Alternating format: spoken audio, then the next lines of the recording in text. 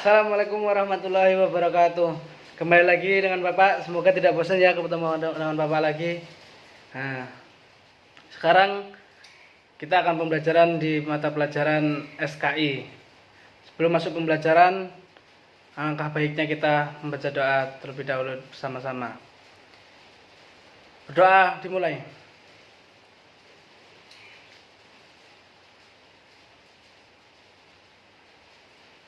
Berdoa selesai.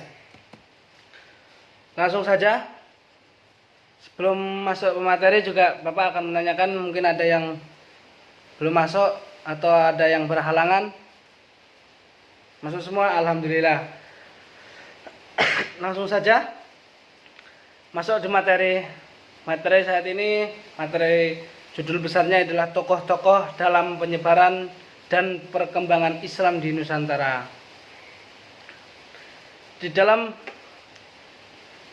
judul besar ini Bapak akan mengambil materinya, yaitu sejarah Wali Songo. Mungkin tidak asing di kalian tentang sejarah-sejarah Wali Songo, dan mungkin sudah pada banyak yang tahu ya tentang Wali Songo itu sendiri. Mungkin Bapak akan cuma menjelaskan sedikit karena waktunya yang sangat singkat ini. Langsung saja masuk materi di sejarah Wali Songo. Wali Songo dulu masuk di Nusantara itu sendiri itu pada abad ke-14. Dan Wali Songo itu ada 3 wilayah yang disebarkan oleh Wali Songo. Yang pertama itu di Jawa, yakni di Surabaya, Gresik, Lamongan, Tuban, dan untuk daerah Jawa Timur itu ada di Demak, Kudus, Muria, dan kalau di Jawa Tengah itu ada di Cirebon dan di Jawa Barat. Langsung saja. Zaman Wali Songo mendadak akhir dari dominasi agama Hindu dan Buddha di dalam kebudayaan. Nusantara digantikan oleh kebudayaan Islam. Meski banyak tokoh yang berperan dalam menyebarkan agama Islam di Indonesia, khususnya itu di Pulau Jawa, Wali Songo adalah simbolnya. Jika memiliki adil yang cukup besar untuk mendirikan sejumlah kerajaan Islam di Jawa. Ya, kalau ada yang tahu nggak artinya Wali Songo itu apa? Wali Songo dalam bahasa Jawa itu Wali 9, menandakan jumlah para wali yang ada 9. Namun ada pendapat lain yang mengatakan bahwa Songo 9 adalah turunan dari bahasa Arab yang berarti mulia. Ya, mungkin kalian bisa mengerti yang dimaksud.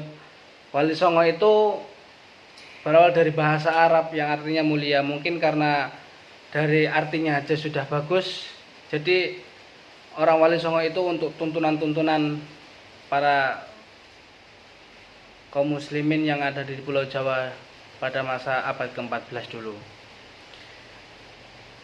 Dan ada juga yang menyebut bahwa Wali Songo adalah sebuah majelis dakwah dari Sunan Gresik atau Mulia Malik Ibrahim di tahun 1404. Cuma berdakwah ajaran Wali Songo memberikan dampak untuk sejumlah budaya baru di masyarakat, seperti Jawa, seperti kesehatan, bercocok tanam, berdagang, kebudayaan, seni, ke masyarakat sampai ke pemerintahan. Langsung saja, apa saja nama-nama Wali Songo itu? Yang pertama ada Sunan Gresik atau Maulana Malik Ibrahim. Sunan Gresik atau Sunan Tendes adalah keturunan langsung dari Nabi Muhammad Shallallahu Alaihi Wasallam. Beliau adalah keturunan ke-22 dari Rasulullah. Yang selanjutnya dari Sunan Ampel atau Raden Rahmat, riwayat mengatakan bahwa Sunan Ampel adalah anak dari Ibrahim Zainuddin Al-Akbar.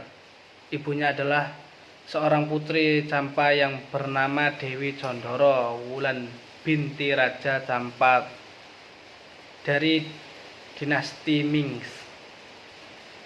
Yang seterusnya Sunan Bonang atau Mahdum Ibrahim. Sunan Bonang adalah putra dari Sunan Ampel.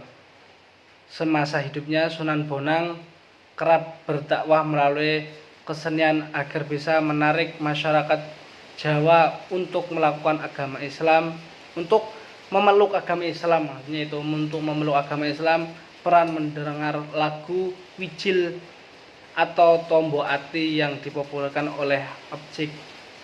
Yang selanjutnya, yang keempat ada Sunan Derajat atau Raden Kasim.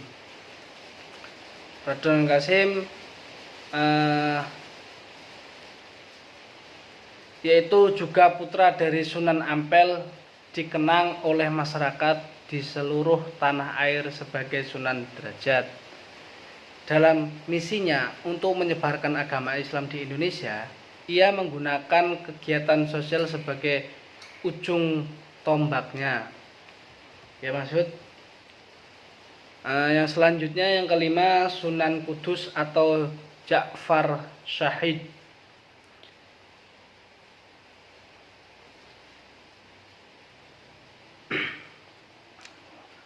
Yang pada umumnya langsung menyebut masyarakat umum untuk menyebarkan agama Islam. Sunan Kudus memiliki andil yang besar dalam memerintah Kesultanan Demak. Perannya adalah sebagai palang lima perang, penasehat untuk Sultan Demak, Musyid, Tahrik, dan Hakim. Dan yang selanjutnya itu yang keenam ada Sunan Giri atau Raden Paku atau Ainul Yakin. Sunan Giri adalah keturunan langsung dari Maulana Ishaq. Selama hidupnya ia menimbun ilmu Islam dari Sunan Ampel dan bersahabat dengan Sunan Bonang. Peran besarnya dalam perkembangan Islam di Pulau Jawa adalah mendirikan pemerintahan mandiri di Giri Kendaton Gresik.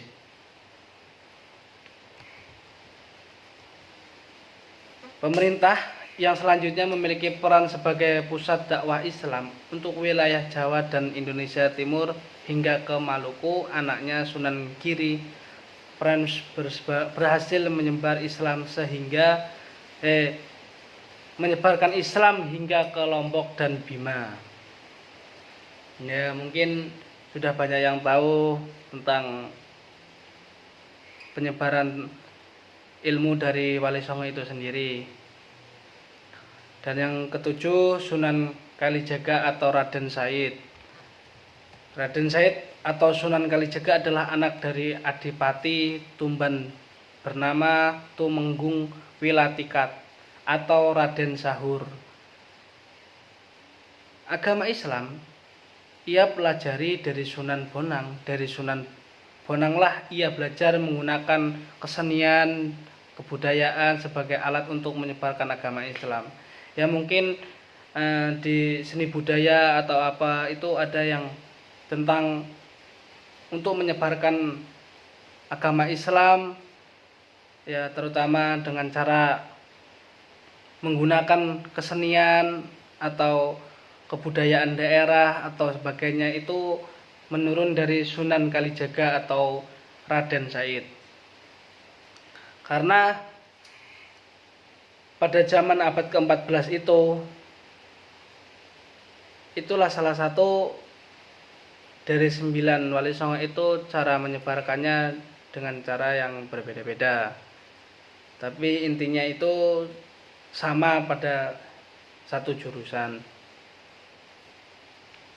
Yang selanjutnya yang ke-8 adalah Sunan Muria atau Raden Umar Said. Raden Umar Said atau Sunan Muria adalah anak dari Sunan Kalijaga. Ya, namanya Muria.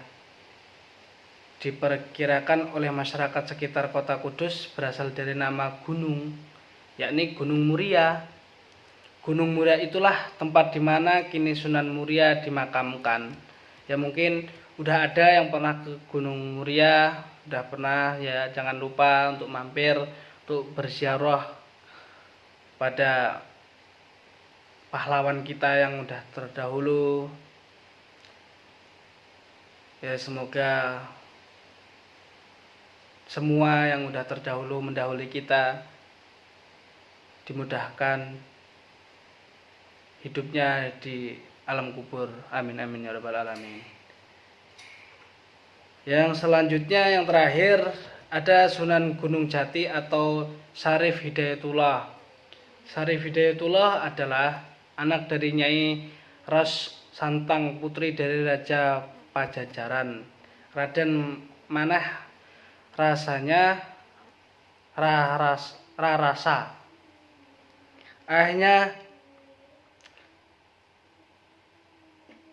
Nama ayah Sunan Gunung Jati adalah Sultan Syarif Abdullah Maulana Huda, tokoh Mesir, keturunan Bani Hashim dari Palestina. Sunan Gunung Jati belajar agama dari berbagai negara sejak usia 14 tahun. Ia sudah belajar agama dari para ulama di Mesir. Ya mungkin yang sebelum terlambat bisa menurut ilmu mencontoh seperti Sunan Gunung Jati dari usia yang masih muda.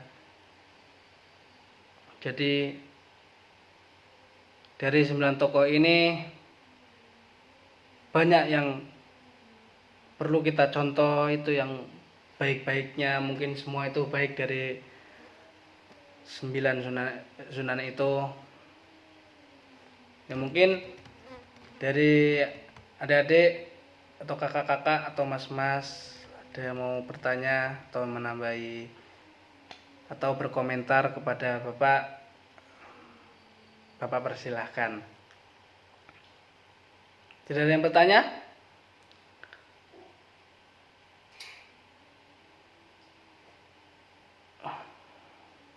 Wah, masih lama ini jamnya.